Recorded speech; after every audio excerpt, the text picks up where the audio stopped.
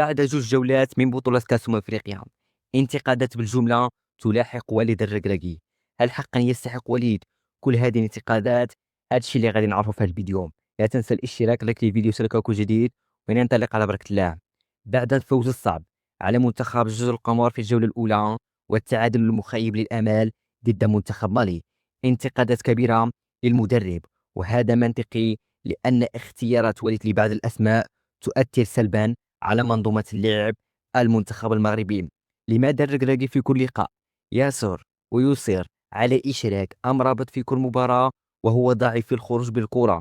لا يجد التعامل مع الضغط، حتى عندما يحاول بناء اللعب يكون بطيء ويعتمد على التمريرات السهلة دون الاعتماد على الكرة الطويلة أو التمريرات في العمق الذي سوف تعطي إضافة للخط الهجومي. يجب الاعتماد على أمرابط في آخر ربع ساعة من المباراة للمحافظة على النتيجة فقط، والاستفادة من خصائصه البدنية في قطع الكرات ودوره الدفاعي فقط. كذلك إشراك اليمير، لذا دائما ما يكون هو الفجوة في دفاع المغربي. وفي الوقت الحالي مدافع دوره لا يقتصر على قطع الكرات فقط، بل هو النقطة الأولى لبناء الهجمة، واليمير سيء في هذا الأمر وبطيء. أرى خير آدم ماسينا يكون أفضل في اللقاءات القادمة. كذلك إسماعيل السيباري ليس كجناح أيسر.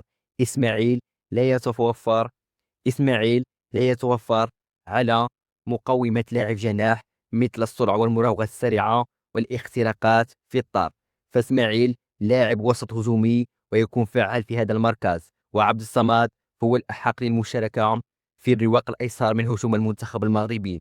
خلاصة على الركراكي: التعامل جيد مع الأسماء الذي اختاره، وإعطاء كل لاعب دور مناسب له دون الفلسفة الزائدة.